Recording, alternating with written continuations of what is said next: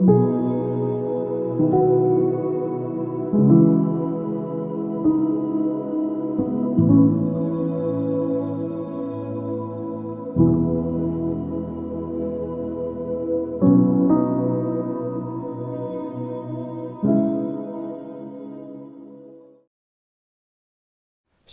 dan salam sejahtera bagi kita semuanya. Nah, puji nama Tuhan, hari ini senang kita bertemu dalam acara Jalan Kasih. Nah, oleh sebab itu kita akan bersama-sama mendengarkan firman Tuhan. Nah, kita tahu pada waktu kita mendengarkan firman Tuhan, maka iman kita akan timbul. Nah, saudara yang dikasihi oleh Tuhan, adapun tema yang kita angkat pada pagi hari ini adalah menjadi murid yang sejati.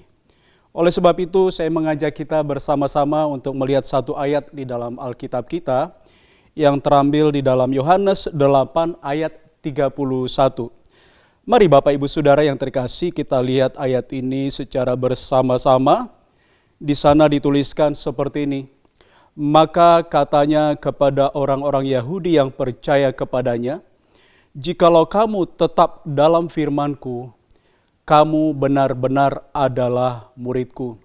Saudara, ayat ini kalau saudara baca di dalam ayat-ayat sebelumnya, saudara akan menemukan percakapan antara Yesus dengan orang-orang yang ada di sekelilingnya, termasuk orang-orang Yahudi pada saat itu yang mempertentangkan tentang keberadaan daripada hadirnya Yesus. Yesus berkata bahwa dia adalah terang itu sendiri.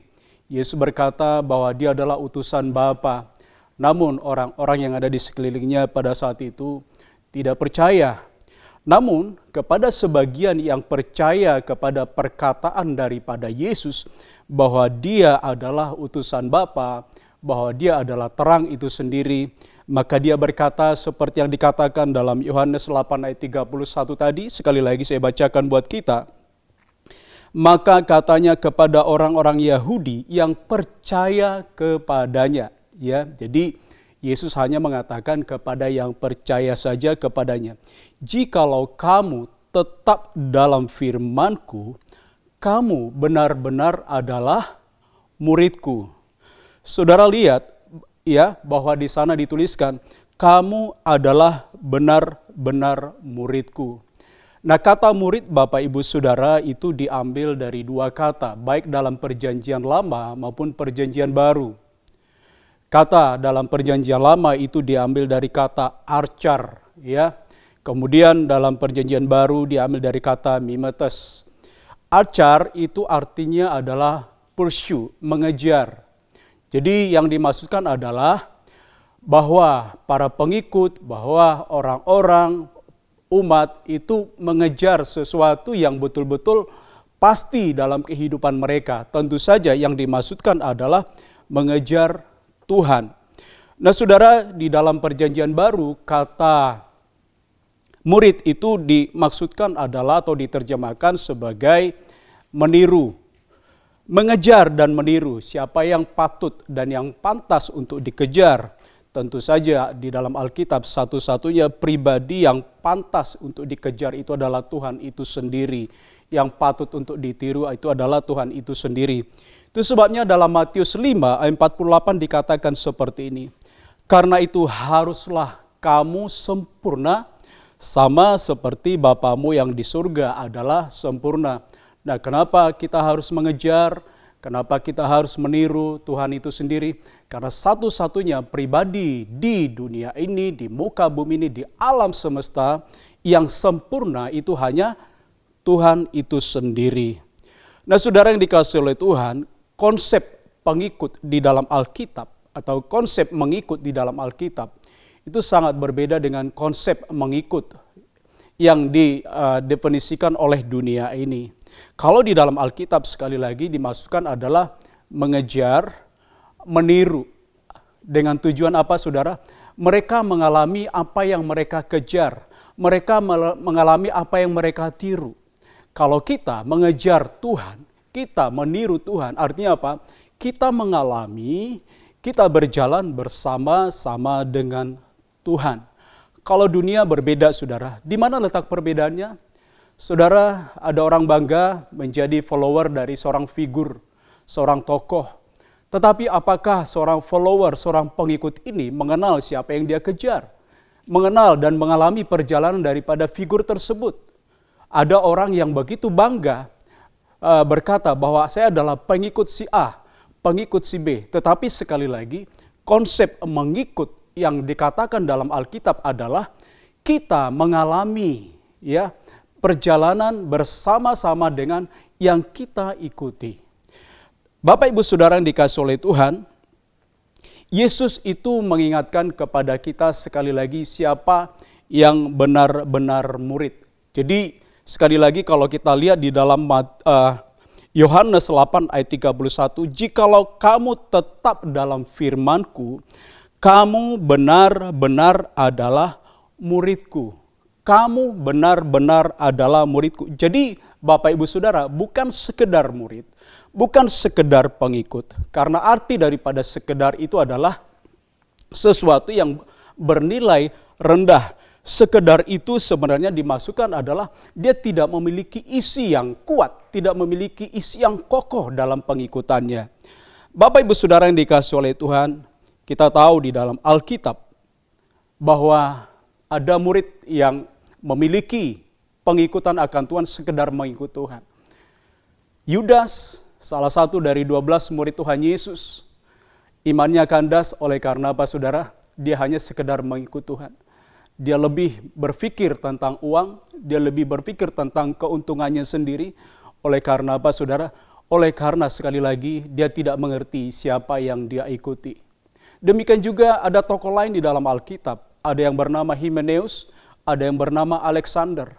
Saudara, Yudas, Himeneus, Alexander dengan 3 nama yang sebenarnya memiliki arti yang luar biasa. Tetapi mereka hanya sekedar murid. Lalu Himeneus dan Alexander, iman mereka kandas. Karena apa saudara? Mereka menghujat pekerjaan Tuhan. Mereka menghujat pekerjaan Allah. Jadi mereka tidak mengerti, tidak mengalami perjalanan bersama-sama dengan Tuhan. Saudara yang dikasihi oleh Tuhan, siapakah pengikut Kristus yang sejati? Siapakah murid Kristus yang sejati?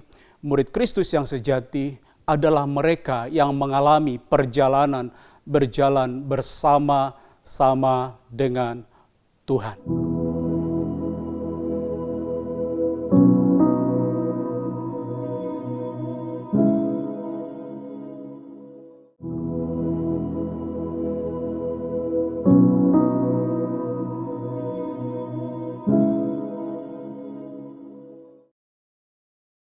Dalam Alkitab, kata yang identik dengan murid di dalam perjanjian lama itu adalah sekali lagi pengikut.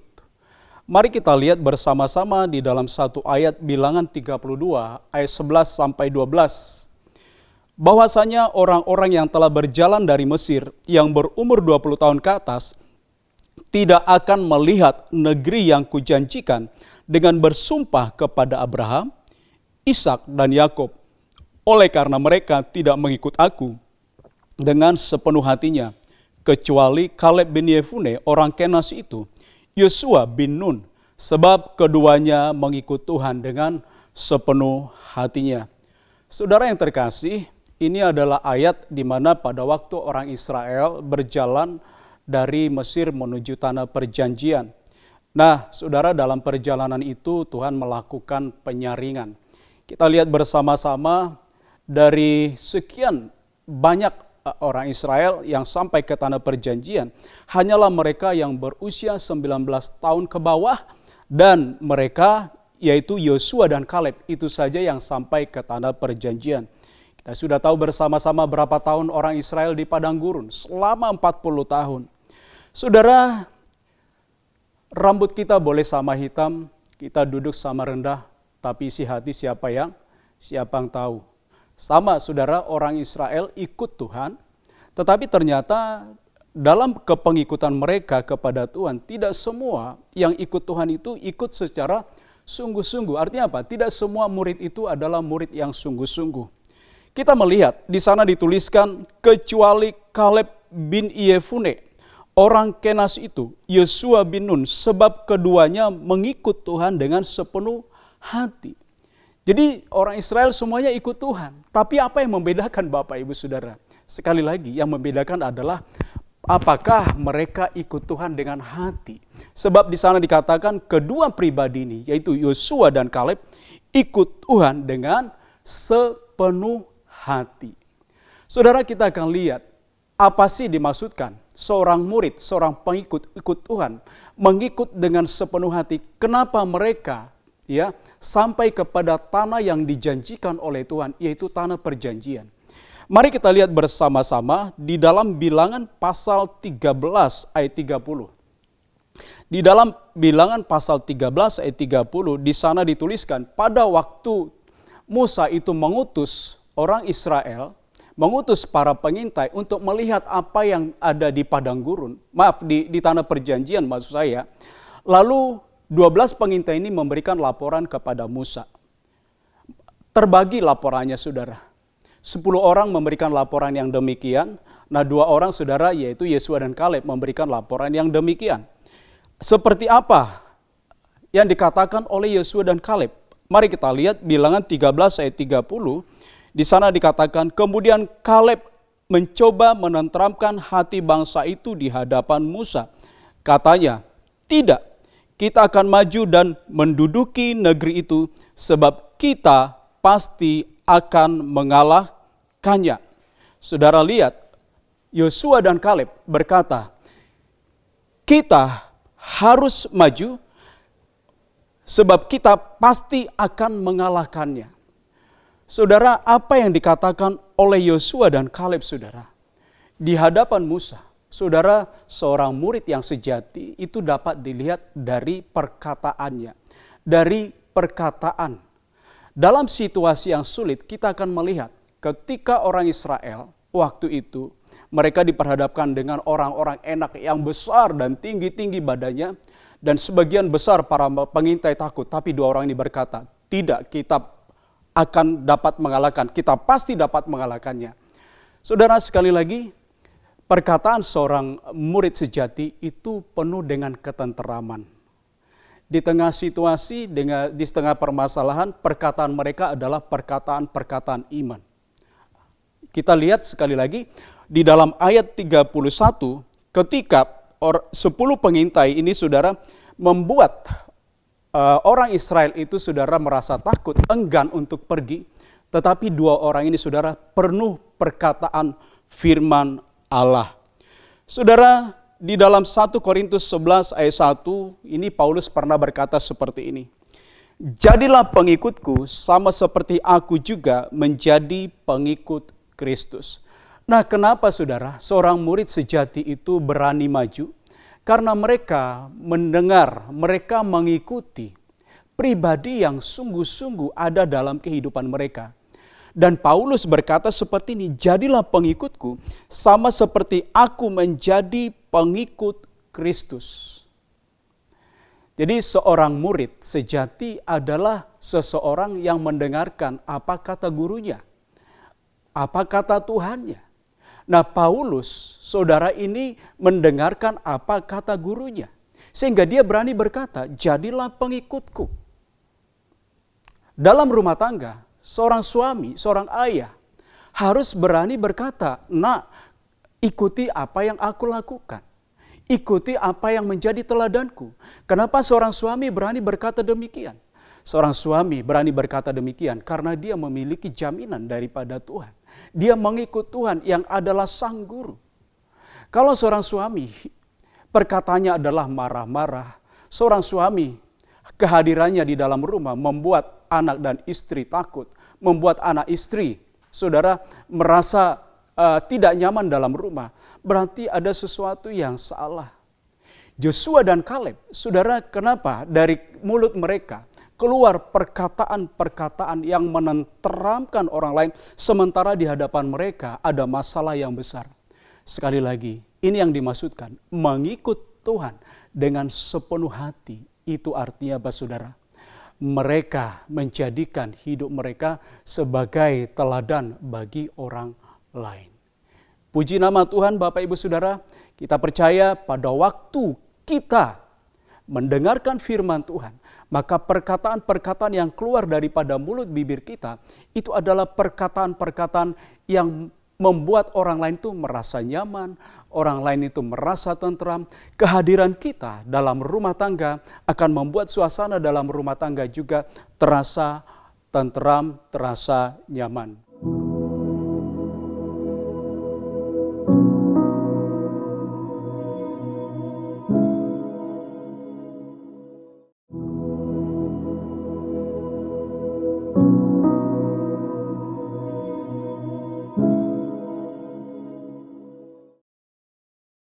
Bapak Ibu Saudara yang dikasihi oleh Tuhan, kembali kepada pribadi Yosua dan Kaleb. Kenapa mereka sampai kepada tanah perjanjian? Karena mereka mengikut Tuhan dengan sepenuh hati. Nah, sepenuh hati ini juga berbicara tentang mereka kalau ikut Tuhan, ikut dengan segenap hati, dimasukkan adalah kalau mereka bekerja, kalau mereka melayani, kalau mereka berdoa, kalau mereka bernyanyi, untuk segala sesuatu yang mereka lakukan dengan segenap hati, atau diterjemahkan, mereka melakukannya dengan all out, dengan sekuat tenaga, dengan segenap tenaga mereka. Jadi mereka melakukannya itu, sekali lagi apapun yang Tuhan percayakan dalam kehidupan mereka, sementara mereka ada di kantor, sementara mereka ada di pelayanan, segala sesuatu itu menghasilkan. Saudara, kita lihat bersama-sama pada waktu orang Israel ikut Tuhan dengan sungguh-sungguh, sekali lagi mereka dibawa kepada tanah perjanjian. Dan bukan hanya itu saja saudara, yang dimaksudkan mengikut Tuhan dengan sepenuh hati sebagai murid, itu adalah mereka menjadi puas dengan apa yang ada pada mereka. Satisfy. Jadi mereka ikut Tuhan itu satisfy, kata satisfy atau puas itu berarti lebih daripada cukup. Nah saudara pemirsa, apakah saudara puas dengan Tuhan? Apakah Tuhan itu lebih cukup daripada segalanya dalam kehidupan kita? Kalau Tuhan itu nomor satu dalam kehidupan kita, maka kita akan puas dalam kehidupan ini. Orang yang puas dengan Tuhan, itu akan sampai kepada apa yang Tuhan sediakan dalam kehidupan mereka. Nah kenapa saudara? Orang yang puas itu artinya apa? Tuhan itu cukup, bahkan lebih dari cukup dalam kehidupan mereka. Mereka tidak akan pernah mengambil apa yang bukan milik mereka. Mereka tidak akan pernah mengambil sesuatu yang dimiliki oleh orang lain lalu ditarik dalam kehidupan mereka. Di dalam Alkitab ada beberapa tokoh saudara yang tidak puas berjalan bersama-sama dengan Tuhan. Sehingga mereka mengambil sesuatu yang sebenarnya adalah milik orang lain, itu diambil oleh mereka. Bahkan milik Tuhan, itu jika diambil oleh mereka. Alkitab menuliskan persepuluhan itu adalah milik Tuhan. Nah kalau kita setuju, kita mengaminkan firman Tuhan, maka Tuhan adalah nomor satu dalam hidup kita. Maka kita tidak akan pernah mengambil apa yang menjadi milik Tuhan, yaitu persepuluhan. Termasuk milik orang miskin. Milik orang-orang yang tidak berdaya, persembahan diakonia, itu seharusnya adalah milik orang-orang miskin. Ada beberapa tokoh di dalam Alkitab yang tidak puas berjalan bersama-sama dengan Tuhan. Kita tahu sekali lagi Yudas, yang artinya adalah pujian, praise, tapi hidupnya tidak puas berjalan bersama-sama dengan Tuhan. Dia dipercayakan sebagai bendahara, tapi dia mengambil apa yang bukan menjadi miliknya. Ada juga Akan saudara. Pada waktu orang Israel kalah berperang, ternyata ada salah satu penyebabnya. Seorang Akan mengambil barang yang dikhususkan untuk memperkaya dirinya sendiri. Demikian juga Saul saudara. Dalam hidupnya dia pernah menahan persembahan. Saudara, ketika seseorang tidak berjalan bersama-sama dengan Tuhan, ketika Tuhan tidak cukup dalam kehidupannya, maka seseorang ini tidak akan pernah merasa puas dalam kehidupannya. Arti puas sekali lagi itu dimasukkan adalah lebih daripada cukup. Jadi ketika seseorang tidak berjalan bersama-sama dengan Tuhan, kenapa di sekeliling kita berita berkembang hari-hari ini, di mana mereka ketika tidak memiliki Tuhan dalam hidup mereka, maka mereka mengambil sesuatu untuk memperkaya diri mereka sendiri. Jadi seorang murid yang sejati adalah seorang yang berjalan, benar-benar berjalan di dalam Tuhan. Berjalan di dalam firman Tuhan. Ada rasa takut, ada rasa hormat, ada rasa respek kepada Tuhan dalam kehidupan mereka. Di dalam Amsal 23 ayat 17-18 menuliskan seperti ini. Janganlah hatimu iri hati kepada orang-orang berdosa, tetapi takutlah akan Tuhan senantiasa, karena masa depan sungguh ada dan harapanmu tidak akan hilang. Puas dengan Tuhan berarti walau gaji kita pas-pasan, walau rumah kita ukurannya tidak seberapa, rumah kita adalah rumah yang mungkin sederhana, bahkan sangat sederhana, tetapi orang yang puas berjalan bersama-sama dengan Tuhan, hati mereka akan dipimpin oleh damai sejahtera.